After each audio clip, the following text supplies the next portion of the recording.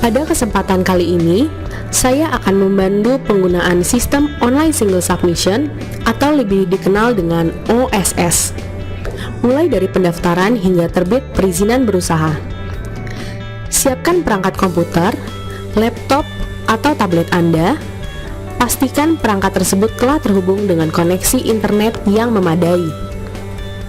Buka web browser pada perangkat Anda. Disarankan untuk menggunakan web browser Google Chrome atau Mozilla Firefox, serta bersihkan cache dan cookie pada web browser terlebih dahulu.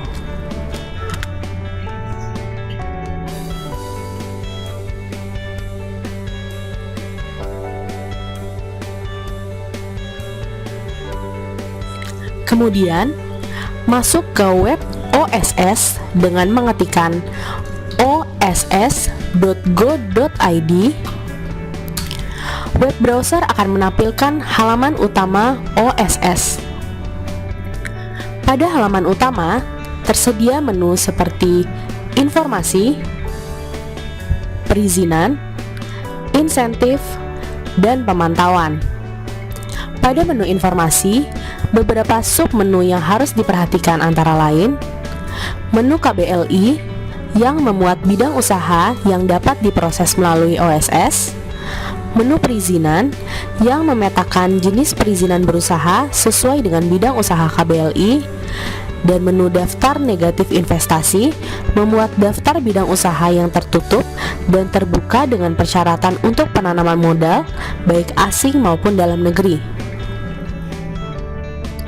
Untuk memproses perizinan, langkah pertama adalah pendaftaran. Yang dapat melakukan pendaftaran di OSS adalah penanggung jawab perusahaan. Untuk pelaku non-perseorangan, pastikan penanggung jawab telah tertera dalam akta perusahaan. Menu pendaftaran terdapat di sebelah kanan atas halaman OSS. Setelah klik daftar, akan muncul kolom permintaan data. Kolom dengan tanda bintang wajib untuk diisi. Pastikan semua data diisi dengan lengkap dan benar. Beberapa hal yang harus diperhatikan: pada kolom nomor induk kependudukan, nama, dan tanggal lahir, data diinput sama dengan yang tertera pada KTP elektronik. Perhatikan juga tanda baca dan spasi. Pada kolom jenis usaha, dimasukkan sesuai jenis pelaku usaha yang dimiliki, apakah perseorangan, non-perseorangan, atau perwakilan. Pilihan jenis usaha akan menentukan menu yang muncul setelah login ke OSS. Terakhir, email yang didaftarkan merupakan email perusahaan, bukan personal, karena akan menjadi username akun dan semua notifikasi akan masuk ke email tersebut. Pastikan juga email dapat menerima notifikasi dari OSS. Disarankan menggunakan email dengan domain Gmail, Yahoo, atau domain perusahaan yang tidak memblokir OSS.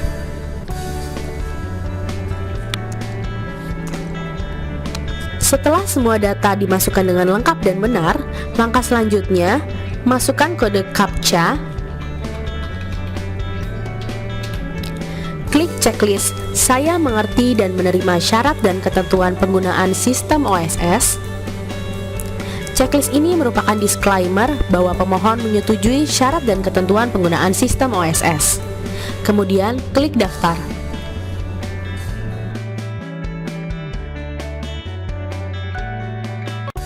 Buka email yang telah didaftarkan. Buka folder kotak masuk, termasuk folder spam. Setelah email diterima, buka email registrasi dari OSS.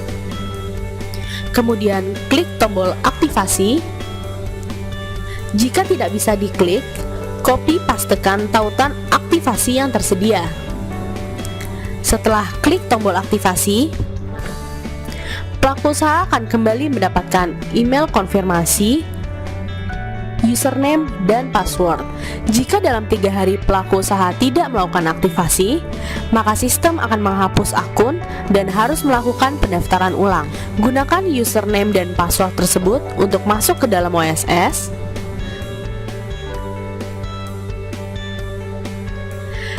klik menu masuk yang tersedia di sebelah kanan atas halaman utama OSS. Masukkan username dan password sesuai yang masuk ke dalam email. Setelah itu, ketik CAPTCHA yang tersedia dan klik login. Setelah berhasil melakukan login, akan muncul profil pelaku usaha. Pelaku usaha dapat memilih untuk melengkapi profilnya pada menu My Profile. Selanjutnya, pelaku usaha dapat melihat list badan hukum yang dapat diproses melalui menu Profil, Perusahaan, Browse badan hukum. Melalui menu ini, pelaku usaha dapat memilih badan hukum yang akan diproses perizinannya berdasarkan pada akta yang telah diterima oleh OSS dari sistem AHU. Apabila dokumen akta telah tersedia, dapat dilihat pada menu perizinan berusaha, permohonan berusaha. Apabila akta yang ingin diproses belum tersedia di list akta, pelaku usaha dapat melakukan penambahan akta melalui menu perekaman data akta. Klik tombol tambah. Setelah diklik tombol tambah, akan muncul kolom permintaan data, yaitu data perusahaan. Terdapat beberapa data terkait perusahaan yang harus diisi. Beberapa hal yang harus diperhatikan dalam menu data perusahaan antara lain: nama perusahaan, diisikan hanya nama perusahaan tanpa mencantumkan jenis perusahaan seperti PT atau CV. Jenis perusahaan atau badan diisi sesuai dengan jenis perusahaan yang direkam datanya. Status penanaman modal, diisikan status penanaman modal apakah PMA atau PMDN. Jika di dalam akta perusahaan terdapat salah satu pemegang saham yang merupakan perusahaan atau warga negara asing, pilih status PMA. Jangka waktu diisikan apabila di dalam akta terdapat jangka waktu untuk perusahaan. Alamat perusahaan diisikan hanya nama jalan dan nomor tanpa RT atau RW, kecamatan, kelurahan, ataupun kota. Isikan juga data-data lain seperti nomor telepon, nomor fax, dan NPWP. Selanjutnya, isikan data modal.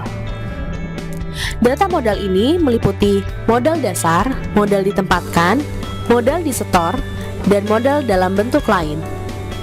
Modal dalam bentuk lain merupakan modal disetor dalam bentuk selain rupiah, misalnya lembar saham.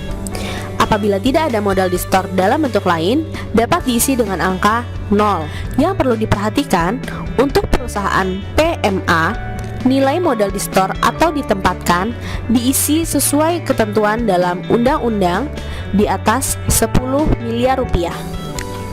Setelah selesai melakukan perekaman, klik tombol simpan data di atas dan lanjutkan pengisian pada kolom berikutnya. Setelah selesai mengisi data akta, klik simpan untuk menyimpan. Ulangi proses sampai seluruh data akta selesai direkam. Selanjutnya, data pengurus dan pemegang saham. Beberapa hal yang harus diperhatikan antara lain orang atau perusahaan asing. Kolom ini merupakan pilihan apakah data yang direkam merupakan orang atau perusahaan asing atau tidak. Nama perusahaan atau nama pengurus atau pemegang saham diisi dengan nama perusahaan atau nama orang. Apabila yang menjadi pemegang saham adalah badan usaha, maka isikan nama perusahaan tanpa PT, CV, atau jenis perusahaan lainnya. Direksi atau komisaris, diisi pilihan apakah data yang direkam merupakan direksi atau komisaris atau tidak. Direksi atau komisaris ini dapat juga berkedudukan sebagai pemegang saham. NPWP diisikan dengan nomor NPWP pengurus atau pemegang saham yang direkam. Bagian ini tidak mandatori, namun harus diisi apabila pengurus atau pemegang saham yang direkam bukan asing atau asing, namun wajib memiliki NPWP. Data NPWP yang diinput akan divalidasi oleh Sistem Direktorat Jenderal Pajak. Total modal diisi dengan total modal dari pemegang saham yang direkam. Setelah selesai mengisi data pengurus atau pemegang saham, klik simpan untuk menyimpan data yang dimasukkan. Ulangi proses sampai seluruh data pengurus atau pemegang saham selesai direkam. Beberapa hal yang harus diperhatikan: data penanggung jawab perusahaan, termasuk nomor KTP atau paspor dan NPWP yang didaftarkan sebagai akun OSS, telah dimasukkan dengan benar dan lengkap. Besaran total penyertaan modal sesuai dengan data modal di store atau ditempatkan perusahaan. Kemudian, data maksud dan tujuan. Maksud diisi dengan kategori KBLI sesuai aktivitas ekonomi.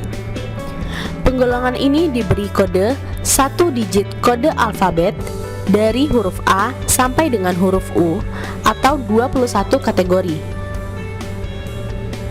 Sedangkan tujuan diisi dengan golongan pokok yang merupakan uraian lebih lanjut dari kategori yang diberi kode 2 digit angka.